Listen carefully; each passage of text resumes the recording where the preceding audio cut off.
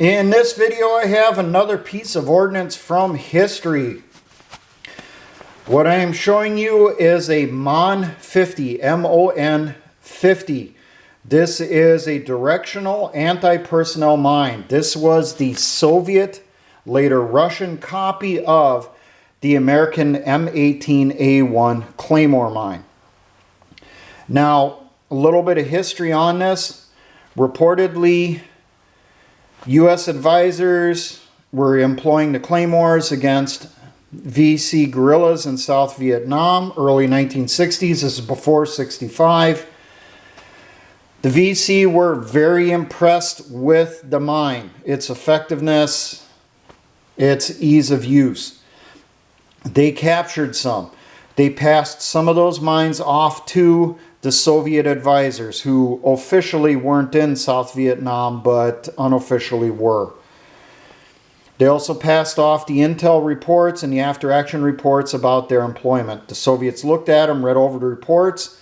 They were impressed. They then boxed it up, sent it back to the Soviet Union. Back in the Soviet Union, Soviet engineers pulled them out, looked them over, read the reports, and they said, this is a pretty good weapon system here. Maybe we should copy it and let our troops use it.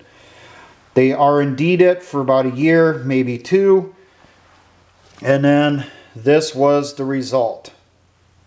The MON-50.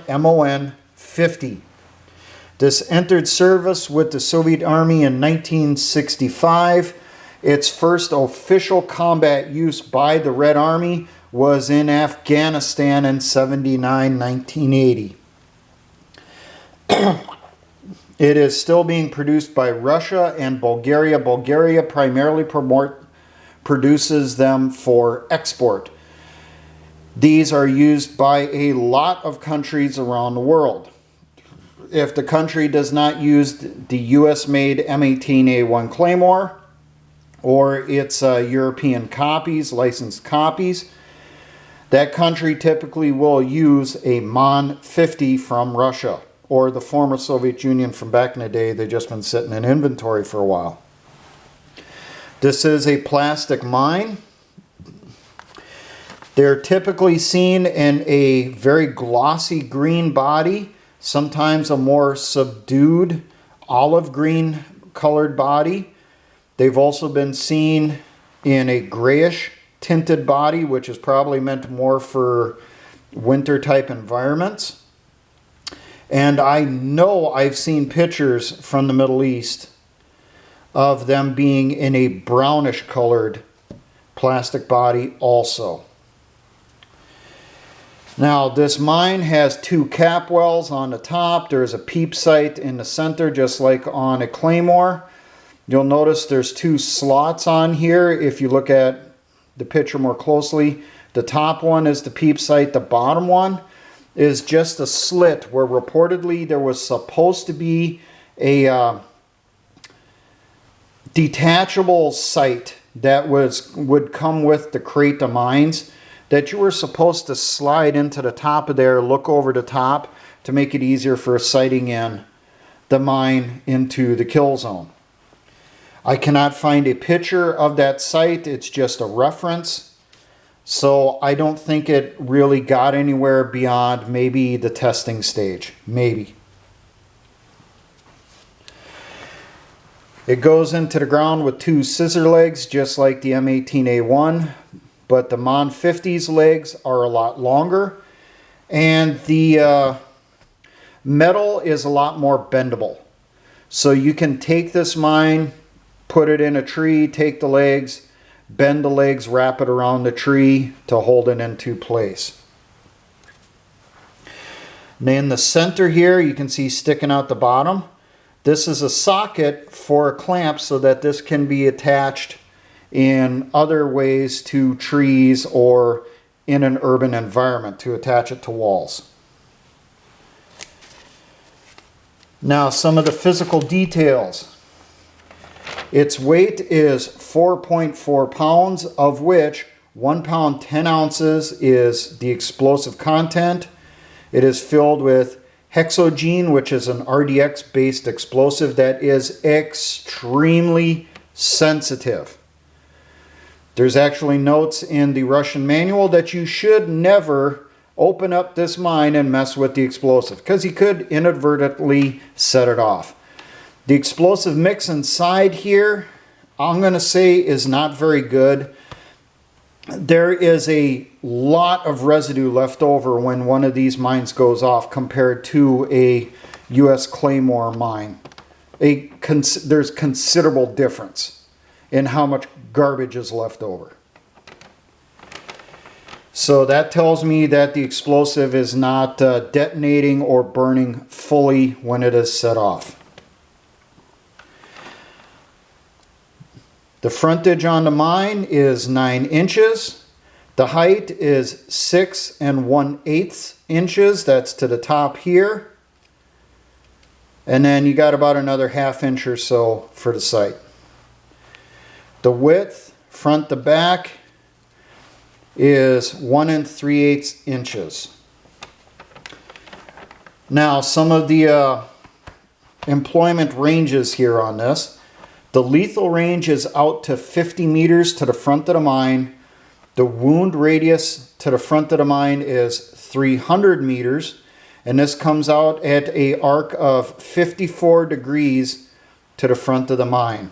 There are some sources that say it is 60 degrees, but the Russian and Soviet literature and the U.S. Army's TRADOC, Training Indoctrination Command, state that the effective arc of coverage for this mine is only 54 degrees, not 60 degrees. The safe zone, the area that, or danger zone around the mine to the sides and to the rear, is 35 meters during training. During combat, the danger zone, according to Russian doctrine, can be shrunk to 12 to 15 meters to the front, or to the sides and the rear. I will link to a couple videos in the description. I suggest you watch them.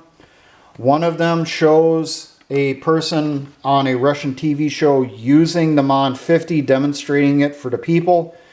In one of the clips, he takes it, he puts it in front of a concrete pillar, use that as the backing, sets the mine off. The mine has such a backblast on it, such a force that goes to the rear, it shears off that concrete pillar. And even he was shocked as to that result. That was completely unexpected. So there's a considerable amount of force going to the back.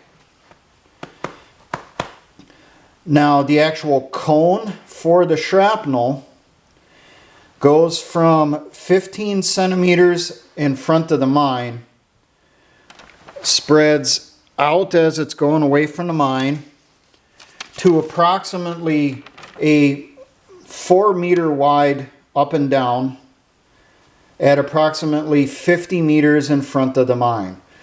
This is in comparison to the US, which the M-18A1 Claymore, the same distance, the spread is 7 meters in height. They were able to focus the shrapnel in. If you look at how the mine is set up, if you can get better pictures of it, you can see they found a way to compress it with the dimensions or the shape of the front of the mine to essentially keep the shrapnel focused into a closer area, like a shotgun with a tighter choke. And looking at the results on targets, I'd say this is a lot more effective than the M-18A1. The M-18A1, when that goes off, it just splatters the shrapnel everywhere. This kind of focuses it. So it's essentially like a canister round from a cannon. It keeps it tighter packed together before it starts spreading out so that you get, you know, a lot better kills closer in.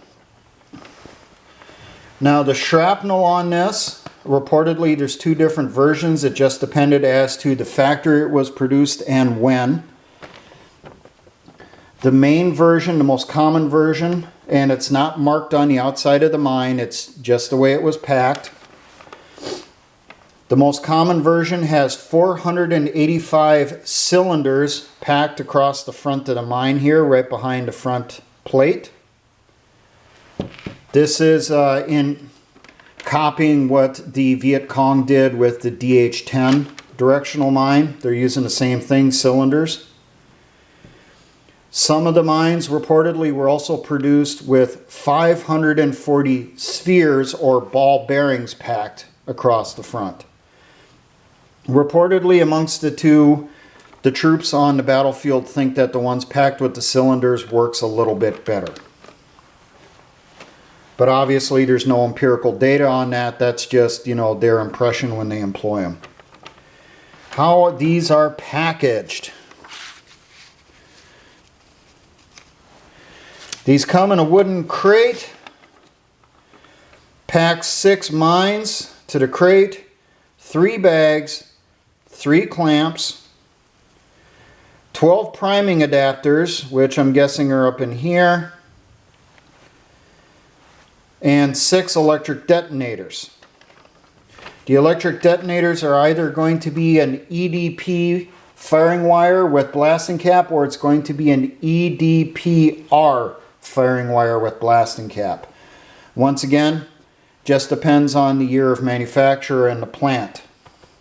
When these are issued out, the soldier gets 1 bag, 2 mines, 1 clamp, and 2 or more EDP or EDPR electric detonator wires, or MD5M detonators. It all depends on if they're putting it in for command detonation or putting it in as a booby trap. That determines which they're going to get.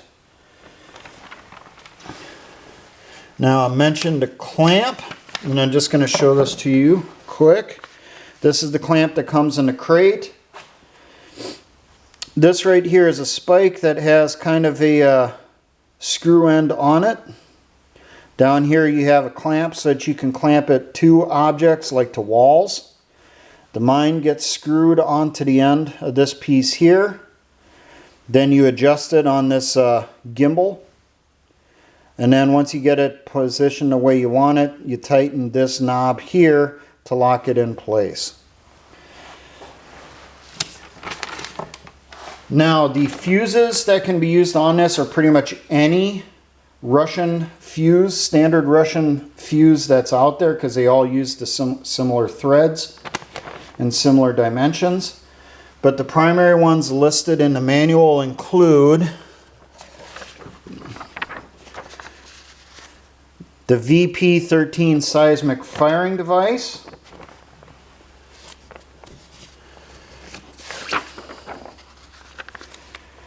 the MVZ72 firing device with the NM firing wire, and then attached to the end of the NM will be an MD5M detonator or blasting cap. You can also attach pretty much any fuse you want from the MUV series Booby Trap device.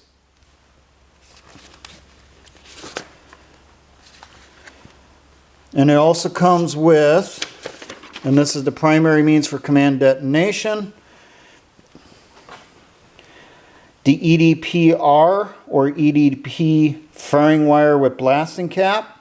And to set it off, you need a Pm4 firing device. Each Pm4 firing device comes with 2 30-meter lengths or spools of firing wire. I cannot find the length of the leads on the EDP or EDPR, but obviously it's going to be too short for you to just go from that to the firing device. You're going to be too close to the mine, you're going to get injured. So you attach on the firing wire that comes with the Pm4 onto the ends of the leads from the cap, and then that attaches into the Pm4 firing device. I'm not going to give you too much of the specifics on that part, as I have to leave out some information. Now, there is a note in the Russian manual that you can, in an emergency, use the fuse from a fragmentation grenade, which would be the UZ-RGM series fuse. Now, reportedly, it can be used just straight into the mine, and other places they said you need to attach an adapter to the bottom of the fuse in order to screw it into the mine. This is because of the length of the blasting cap on the bottom of that fuse. Now there was a note inside the manual that you can emplace these mines in snow, and if you do not pack more than 10 centimeters of snow in the front of the mine. Any more than that and you run the risk of it interfering with the proper dispersal of shrapnel from the mine. Now, how does this get put in?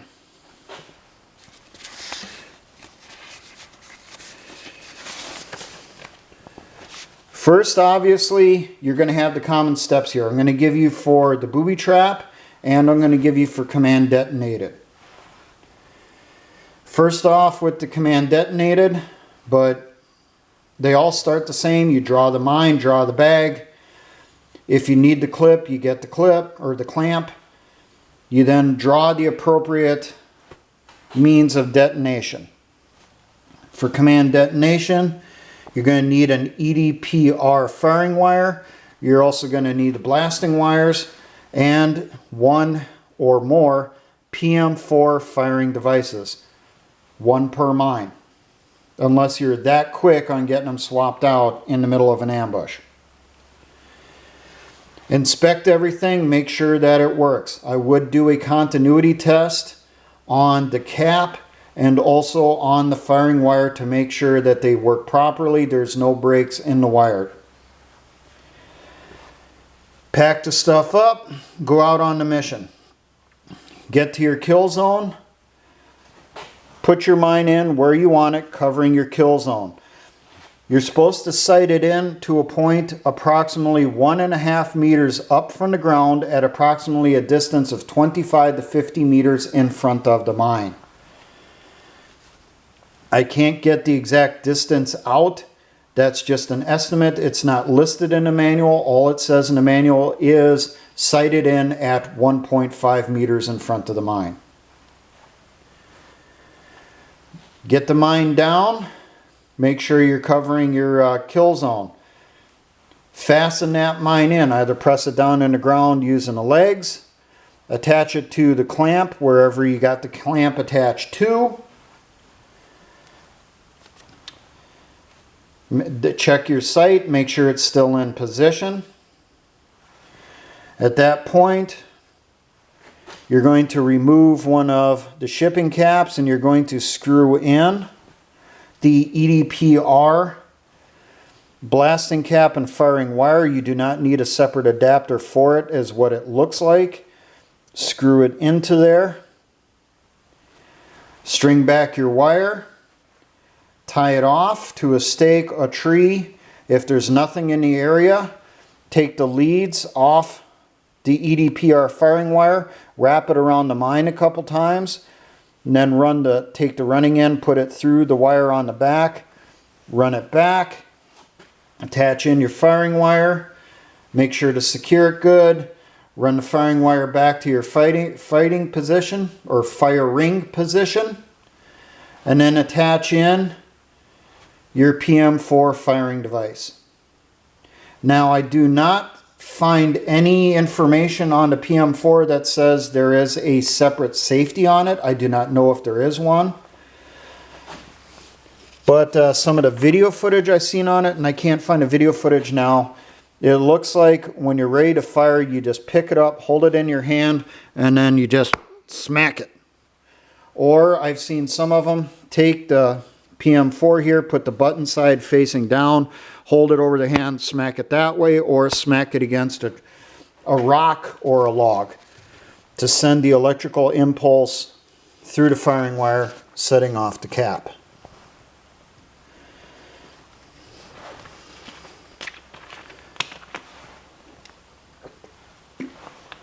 When put into command detonated mode, the mine can be recovered if it is not used. If the mine is put in by Booby Trap, depending on the device used, the Russian doctrine states do not recover, destroy in place. Now, Russian doctrine, from what I can find, states that it should be dual fused. You should have a booby trap fuse on it and some type of command detonated, or two separate booby trap fuses. There are adapters that can be screwed into here so that you can run multiple booby trap devices into the same fuse well, but I personally think that's overkill. I think you're kind of wasting your materials at that point. Now, if you're going to put this in as a booby trap, it's going to depend as to which booby trap device you're going to put in is really going to determine how this goes in. But you, once again, draw what you need, inspect it, inventory it, make sure you got everything. Go to the place you want to put in the booby trap. Let's say you're going to put it in as a tripwire up in a tree. Well, you can use the clamp here. Take the clamp, hold it in your hand, ram it into the tree, pushing the spike in hard, then take it and twist it in, and it'll screw itself into the tree a ways. You then want to get it tightened into place. You take this clamp down here, you start screwing it out till this moves out and locks itself up against the tree, giving yourself a good solid platform where the mine is not going to fall. Take the mine. You got the socket here at the bottom. You can kind of see in this picture here below the clamp. You're going to screw the mine onto the threads on the end of this post. You're then going to adjust the gimbal so that the mine will cover the kill zone where you want it to be. And then you tighten it up with this knob here so it's in position. At that point, you're going to put in your booby trap device. You either put on the correct MUV series fuse, MUV series fuse that you want, and then also the appropriate tripwire. Or if you're going to go with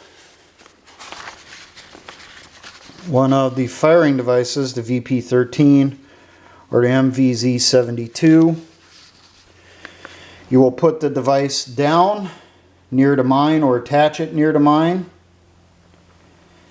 You're then going to run your sensor wires out. The MVZ72 is a brake wire. It comes with a 30 to 50 meter piece of double strand wire.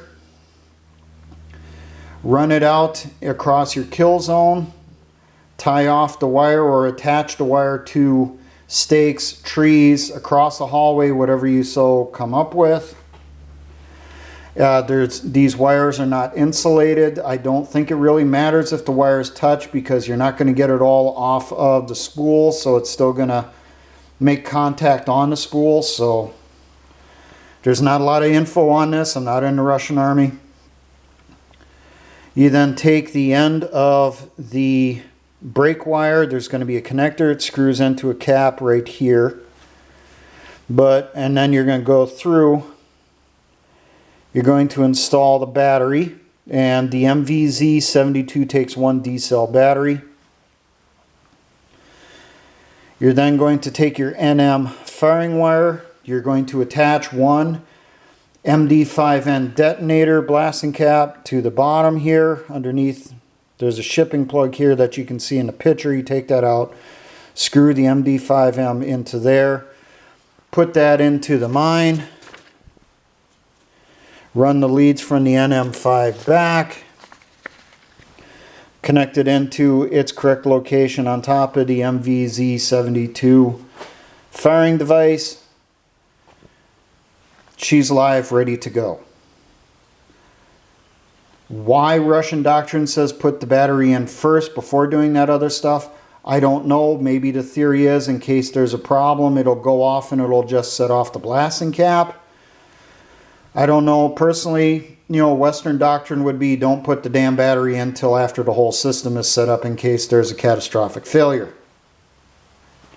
But in the Russian doctrine, it has you put the battery in before you fuse the mine.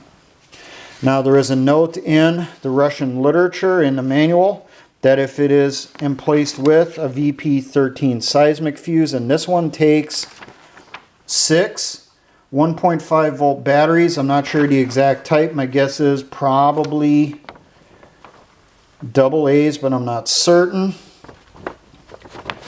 Life on this with the batteries is 60 days to 1 year, depending on the strength and how new the batteries are.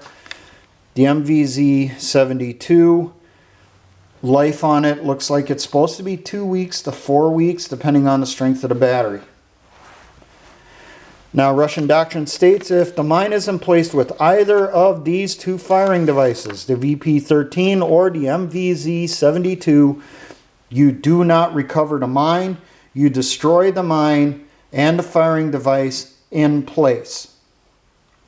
It is considered too dangerous to recover the mine. If it is emplaced with a MOV series fuse, you go through, safe the fuse, remove the trip wire connected to the fuse if that's the particular series of fuse you have, and then unscrew the fuse from the mine and then remove the mine. That's what I can find for information on this. There are other mines in the MON series, the MON series. I am considering doing some other videos on those in the future. It just depends on, can I find good information on their emplacement? Some of the information on this one was very, very hard to get. I actually got most of the information from this mine from translating Russian Army engineer sites, sapper forums and stuff inside Russia and Eastern Europe. Having to use Google Translate and stuff to translate what they were posting, and that gave me some more of the information I was able to piece together, and then using what I know about the US Claymore, and came up with somewhat of an idea as to how all this monstrosity works. Oh, I forgot to mention. The crates for the MON-50 markings are on the front here between the latches, and this is what it looks like in Cyrillic.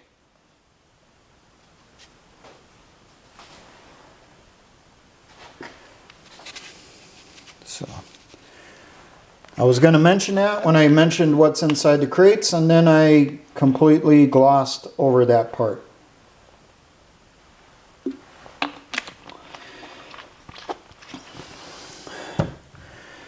But there you go. The current issue mine that the Russians use for anti-personnel purposes. You can use it for defending a perimeter. You can use it for putting in as booby trap down a trail or in front of your defensive line or in front of your ambush to initiate the ambush. All depends on the fuses. Remember, if it employs either the VP13 or the MVZ72 electric fuses, destroyed in place, do not recover. If it's emplaced in Command Detonated or with a MOV series booby trap fuse, the mine can be recovered and reused. If it is emplaced with the UZ RGM fuse from a hand grenade, it can be recovered.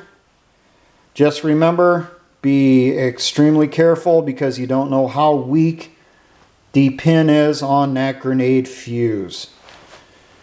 Reminder on this, it is illegal to own a live anti-personnel mine. It is not illegal to own a trainer or replica of this mine. They do appear on the market once in a blue moon here in the United States and in the West, but not that often.